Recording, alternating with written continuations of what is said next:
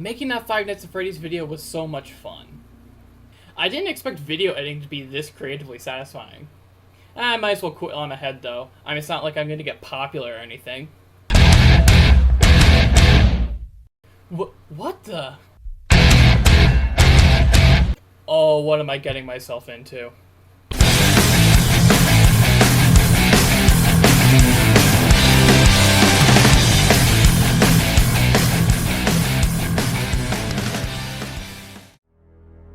Jokes aside, I am so thankful to everyone who watched the first video. I don't want to ruminate on for too long, but making videos like this is something I've dreamed about.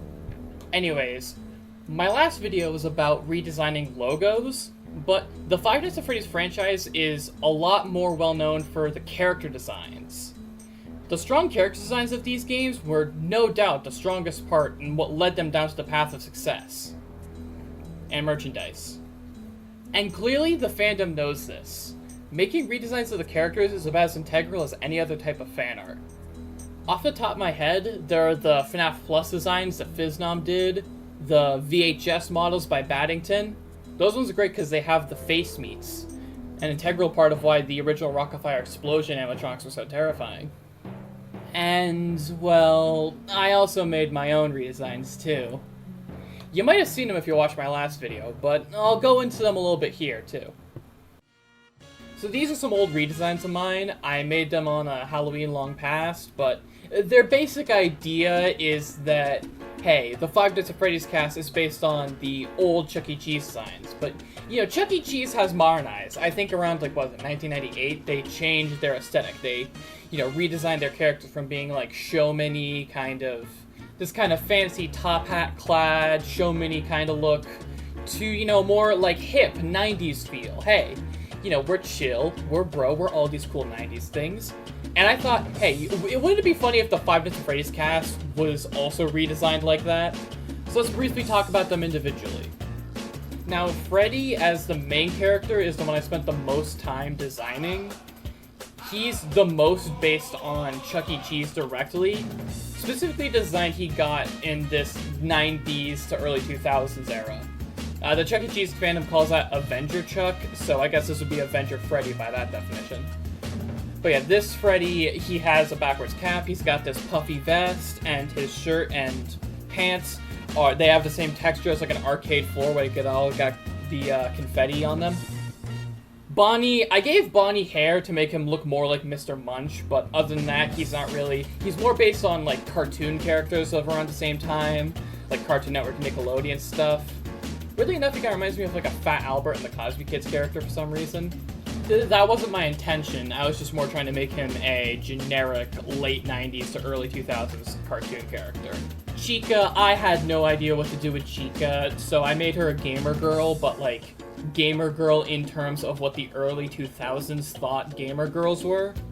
So she's got this disgusting early 2000s hairstyle with like a part in the middle and these flares in the back.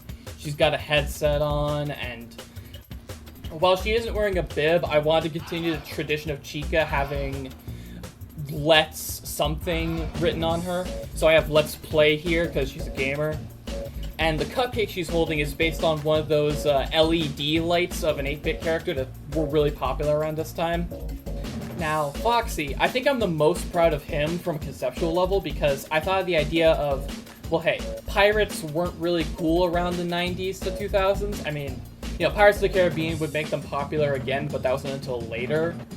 So I thought, hey, what if Fazbear Entertainment saw from a corporate level, okay, pirates aren't popular anymore, let's change his occupation. Let's change him to a secret agent. Because, you know, secret agents were popular. You had the Spy Kids movies, you had those little tech toys. Instead of his eye patch, he has a night vision goggle that covers one eye. Instead of a pirate hook, he has a grappling hook. And I decided to give him a utility belt with Foxy Rangs and Fox anti-shark repellent. You know, just Batman jokes. And speaking of changed occupations, Balloon Boy. I decided to make him BMX Boy instead of balloons. So mostly that came from both Rocket Power and Dave Mirra Freestyle BMX as inspiration, since those were popular around the same time. And finally, there's the puppet, who is a chef. He's literally just Pasquale. I wanted to make him Pasquale because I thought that would be fun. I named this version of Puppet Papa Papazzo, which that had nothing to do with Peppino from Pizza Tower. Papazzo is just the Italian word for puppet. It's just a coincidence that the two names are the same. So these characters are all rather eclectic and don't have a general theme. So I need to give them some through line, and, well, knowing me, I had to give them a logo. So in this universe, Fazbear Entertainment, they changed their logo to this pizza slice with the two lines around it, and each of them has the logo on them. Freddy has it on his jacket, Bonnie has it on his sweater, Chica has it on her headphones, Balloon Boy has it on his bike, Foxy has it on his belt, and the puppet has it on his hat. So yeah, I'm very proud of how these designs came out. I guess they're kind of my take on, like, the toy animatronics, I guess. They're kind of too weird to be considered redesigns. They're more just like OCs at this point. So why don't we focus on redesigning some actual characters from the real games? So, when I was first thinking about characters I could possibly redesign for this video, my mind immediately drifted towards Five Nights at Freddy's 4. And the reason is... Wait, I'm talking about FNAF 4. Doesn't that mean... Well, I guess this is a thing now. Anyways, I believe that FNAF 4 has some of the strongest, most terrifying character designs in the series. It's a good sign when it makes me uncomfortable just scrolling through the wiki. But if you were to ask me which one of the Nightmare animatronics was the weakest, design-wise, I'd say it's gotta be Night Marionette. Now their name is awesome, I wouldn't change their name. But let's take a step back and actually try and describe them. They kind of look like a Bendy and the Ink Machine monster, which, you know, could work, but they don't really embrace the blobby liquid fluidity that made those characters terrifying. Instead, this was made up of a lot more hard edges and points. They have a rib cage, which makes them a little more like a skeleton. They have these tendrils that make them look like a weird nightmare Tim Burton squid. These are all good individual elements, but I think what happened is they have so many cool, scary ideas wrapped up in them, but they don't really commit to one specific design theme, so it just feels cluttered. And another big issue, I think, is the little dot eyes they have. When FNAF World was trying to make the original puppet cuter, they gave them two little dot eyes, and, you know, that made their design cuter. And it's doing the same thing here, but that's a problem since this is supposed to be scary. Like, look at this screenshot from the game, and watch me just remove the eyeballs. Isn't that just immediately scarier? So let's give old Night Marionette here a redesign. Now, the same way the animatronics in the Five Nights at Freddy's series pulled off of what made animatronics unintentionally terrifying to make their design so good, I think we should pull upon what makes puppets in the real world unintentionally terrifying. Animatronics and puppets share one thing in common, and that's the illusion of life. We know they aren't actually alive, but it's like saying Santa Claus isn't real. You're not supposed to say it out loud, or else children will cry. But a lot of unintentional fear can come from their limp bodies being thrust around by strings up above them. I mean, that's certainly what made Monster Vinny from Five Nights at Candy's 3 so scary. Despite being very humanoid, more so than any other animatronic, he didn't move like a human. He moved like he was being dragged by the head by some power above him. And I think if we combine that sensation with the previously mentioned inky blobbiness of a Bendy character, we might have something on our hands. Here's my redesign for Night Marionette. As you can see, it's pretty obvious where I got a lot of my inspirations from. Bendy, Slender Man, a certain gangly orange individual, but I still try to keep this as unique as possible. I made sure its body was as frail, limp, and noodly as possible. I added some tentacles, mostly inspired by Night Marionette's appearance in FNAF Virtual Reality Help Wanted. The devs of that game decided to have their presence alerted to the player by having this menagerie of tendrils appear from underneath the bed and behind doors. I think that's really cool and creepy, but it's not in the base game of Five Nights at Freddy's 4, so I'm going to be an anachronist and add it back in here. And the main feature, the mask. I decided to have them constantly ripping off their face. I'm not sure where that inspiration came from, but I really like this idea of them peering into a room by holding out their mask as a way of alerting the player to their presence, alongside the tentacle thing from Help Wanted.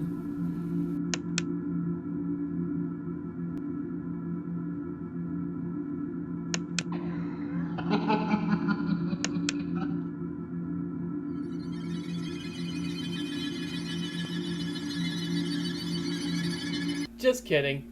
I'd never jump scare you. Anyways, that's all I have to say for the Nightmare Puppets redesign. So let's move on to another character. This one being a fan suggestion. So when I opened up suggestions for characters to redesign, one of the first ones that caught my eye was one from the Quartar, who said, "I'm very curious how you'd go about Ballora, given her, lack of clothing." Now, in the last video, when I brought up Sister Location, I said that it was the game in the franchise with the least amount of positive traits. And that was me being incredibly nice because I didn't want to get on a big tangent about Sister Location, but I kind of have to now, because I genuinely believe Sister Location has some of the worst character designs in the entire franchise. I guess Henry must have been the character designer between the two of them, because if this is the best William could do on his own, these fucking good and plenty monstrosities, I mean, what the hell. But on the bright side, each of the characters in the Funtime gang had one alternate version of them that served as a better redesign. So Circus Baby had Scrap Baby from Pizzeria Simulator, Funtime Freddy had the Blob and Molten Freddy, Funtime Foxy had Mangle, I guess that's the other way around, and Ballora, Ballora hasn't actually reappeared in the Five Nights at Freddy's game since Sister Location, and I mostly take that as a positive thing because I think she's actually the worst animatronic in the entire franchise. Let's just try and dissect her design. So first of all, she's a human woman, which, I mean, human animatronics did exist in real life, like Uncle Clunk and the Hall of Presidents animatronics, but she's also like a weird porcelain clown ballerina, which, this is all fucking confusing. Clown animatronics did exist in real life too. Famously, there was the mysterious basement clown animatronic. I'm not kidding. Creative Engineering Incorporated, the company that made the Rockafire explosion, they just have an animatronic clown in their basement and nobody knows what its purpose serves. Honestly, they're scarier than Ballora. But the idea of a ballerina animatronic is completely nonsensical. Animatronics are way too heavy to perform any dance moves unless they were on a pole. And a pole would completely destroy the illusion of life. And speaking of pole dancing, yeah, that brings me to the elephant in the room. Why does Ballora have breasts? Like, I'm not trying to be weird about that. Why, from a gameplay perspective, why from an anything perspective does she have breasts? Toy Chico is at least subtle, but this, what the hell? I'm not against sexuality in video games, but these are supposed to be children's mascots. Do you realize how many dirty jokes I've had to cut out of my script already? Oh, I didn't cut them because I was concerned about advertisements. I cut them because they're not funny. The only advertisements I allow on this channel are the Water Country ads. When the sun is blazing and the summer gets hot, Water Country's a very cool spot. There's no better place to feel and be young. Water Country, have some fun. Plunge into Dr. Von Dark's Tunnel of Terror, coming soon. Now get a season pass just $59.99 and get a Bring a Friend Day free. Hurry before the price goes up. Water Country, Water Country, Water Country. Have some fun. Open daily. Alright, tangent over, let's get to the redesign. So here it is. Obviously, my first order of business was to give her more clothing, which wasn't hard. So now she has an actual ballerina-esque outfit. I also decided to give her a triangle shape motif. If you don't know what shape theory is, it's this thing that art nerds gush about that doesn't really matter, but I decided to give her a triangle motif since she's a very, like, pointed and more authoritative character. At least I think she is. So now she has triangles all across her design, especially in her hair.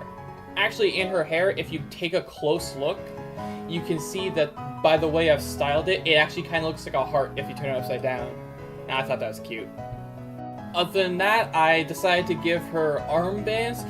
Ballora has like weird patterns on her arms, and I'm not sure what they were. I think they're supposed to be metal plate linings, but I decided to try and honor them in this redesign by giving her these like sleeves.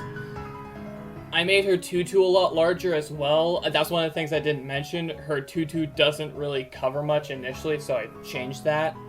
And a new design idea that I added to make her more terrifying is that Ballora's jump scare animation shows her having eyeballs, but I really don't see the point in that.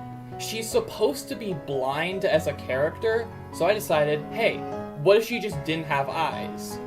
I feel like an actual robotics company making this design wouldn't even bother having them anyway, so I think it adds more realism and it's actually scarier. This design was a bit of a wild ride for me. Like, I'm a gay furry, so I'm not used to drawing human women all that often, but I think I did a good job. But we still have one more suggestion to get to. Well, this redesigning adventure has brought us some pretty unique locations, from nightmares to underground bunkers, and now this final one will bring us to the virtual world. So off we... Oh, we were here the whole time. Anywho, the final request comes from both Ganimator1991 and Sans for Xbox One. Both of these two want to see Glitch Trap. And I'm gonna be honest, I think Glitch Trap is one of my favorites. Top 5, definitely. He feels the most real out of any of the character designs in this game. Honestly, his design is so solid that I really only have one issue with it. And that's that, well, despite being named Glitch Trap, he's not very glitchy, at least in his final form. For context, Five Nights at Freddy's Virtual Reality Help Wanted, the game Glitch Trap comes from, is a completely buggy and broken mess. In-universe, of course. So yeah, Glitch Trap is a glitch. He's a malicious piece of code that may or may not be the reanimated soul of William Afton, but his design really doesn't show that. It's a good design, but does not convey glitch well enough. So really, that's all I want to do when redesigning him. Make him glitchier. And here's the final design. My biggest inspiration for him was actually the Spring Bonnie that appears in the Stage 01 minigame from Five Nights at Freddy's 3, since that was also in-universe supposed to be a very glitchy game. I knew I had to incorporate glitchy textures into the design somehow, but Unreal Engine 4, which Five Nights at Freddy's VR is made in, their texture for an error, or when something isn't mapped properly, is just a gray, just checkerboard pattern. And that's boring, so I decided to go a little fancy, a little bit incorrect for the software, and do this rainbow pixel texture, which I made just by fucking with tone curves in my drawing program. However, I still wanted to incorporate the fourth wall breaky idea of Unreal Engine 4 being used in the design, so I decided to give him a weapon in the form of the error report message box, which Security Breach fans should be acquainted with that. And then I decided to give him a glitchy, almost Kamehameha wave-like attack. I'm not sure why, I just thought it looked cool. And hey, what's a better design philosophy than that? And at this point, I want to thank you for watching the video. I love being able to show off my artwork and explain my creative process behind why I do things, and this is a perfect way of doing it. And I hope you enjoyed watching it as much as I did making it. So until next time, I gotta find a way to get back home. Where the hell even this place? Yellow grid? What's going on here?